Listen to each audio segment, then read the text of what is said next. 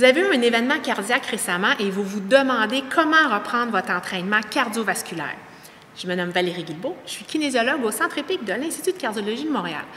Avant de faire notre capsule sur l'entraînement par intervalle, laissez-moi vous donner quelques conseils sur comment faire. Parce que quand vous avez subi un pontage ou une intervention coronarienne, il y a beaucoup de choses qui se passent dans votre corps à cause de la médication que vous prenez. Gardez toujours en tête que quand vous avez, par exemple, une foulure ou une cassure à votre cheville, vous allez faire reposer la jambe le temps que votre jambe récupère complètement. Mais le cœur, ce n'est pas la même chose. On ne peut pas arrêter le cœur pour lui permettre de se reposer. C'est pour ça que vous prenez des médicaments de la classe des bêta-bloqueurs pour justement ralentir vos fréquences cardiaques pour permettre au cœur de bien récupérer. Donc, ça se peut que vous soyez plus fatigué, vous ayez moins d'énergie, mais surtout que vos fréquences cardiaques soient plus basses qu'avant. Donc, si vous aviez tendance à toujours vous fier sur vos fréquences cardiaques pour vous entraîner, je vais vous donner d'autres repères pour vous guider pour que ce soit fait de façon sécuritaire. Première chose, ça va être de vous poser des questions pendant que vous allez faire votre effort.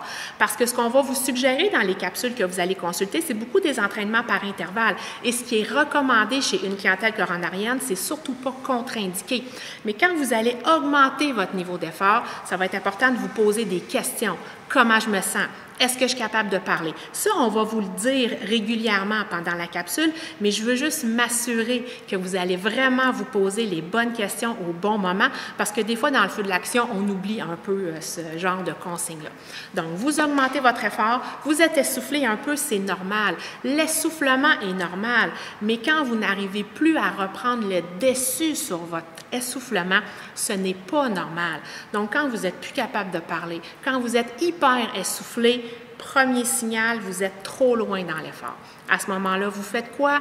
Vous ralentissez, vous récupérez, vous respirez doucement. OK? Donc, je vous rappelle que ce n'est pas dangereux d'être essoufflé. Ce qui est dangereux, c'est d'être hyper essoufflé puis de continuer dans cette direction-là. C'est ça qui est pire. OK?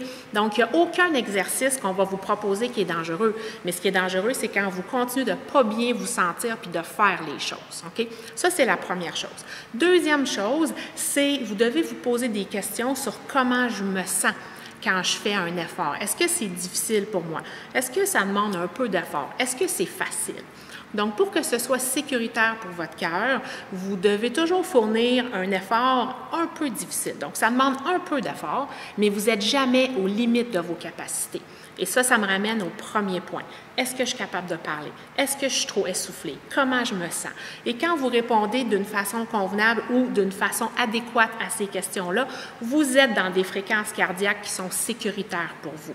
Donc, c'est important de ne pas regarder votre chiffre absolument, mais de vous poser des questions sur comment vous êtes pendant que vous êtes en état d'exercice. Et là, je sens que vous êtes hyper motivé à faire nos capsules et ça tombe bien, on en a plusieurs à vous suggérer. Vous avez l'entraînement par intervalle où là, il y a 30 secondes d'effort, 30 secondes de repos, spécialement conçu pour vous. Alors, à vos souliers, bouteille d'eau, vous êtes prêts à commencer maintenant.